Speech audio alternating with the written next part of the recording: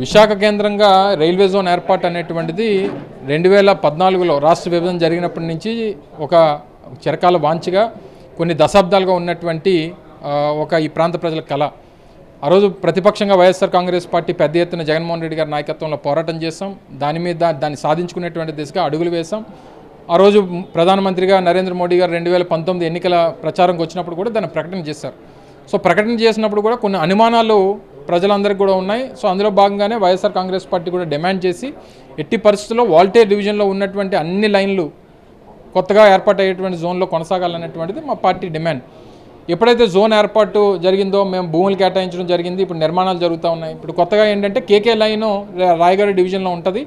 అది south Coast రైల్వేకి సంబంధం లేదన్నటువంటి విధంగా ఈరోజు మాట్లాడుతూ ఉన్నారు. మేజర్ ఆయుపట్టు కేకే లైన్ అనేటువంటిది వాల్టేర్ డివిజన్కి మేజర్ ఆయుపట్టు.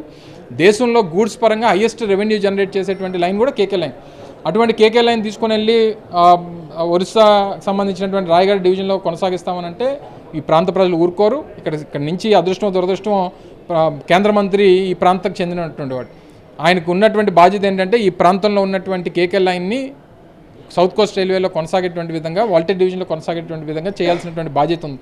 ఎక్కడో శ్రీకాకుళంలో ఒక 4-5 స్టేషన్స్ని అందులో కలిపేటువంటి దానికి మేము ఏదో విజయం సాధించినట్టుగా ఆయన గొప్పలు చెప్పుకుంటా ఉన్నాడు. దానివల్ల ఏ రకమైనటువంటి ఉపయోగం లేదు. కలిపితే ఉన్నటువంటి స్టేషన్స్ కలుపుకోండి తప్ప కేకే లైన్ అనేటువంటిది ఎట్టి పరిస్థితుల్లో వాల్టేర్ డివిజన్లో కొనసాగాల్సిందే, సౌత్ కోస్ట్ రైల్వేలో ఉండాల్సిందే అనేటువంటిది వైఎస్ఆర్ కాంగ్రెస్ పార్టీ డిమాండ్ చేస్తూ ఉంది. మీ చేతకాని ఈ ప్రభుత్వం ఈరోజు రాష్ట్రంలో ఉన్నటువంటి ప్రభుత్వం కేంద్రంలో సపోర్ట్ ఇస్తూ ఉంది.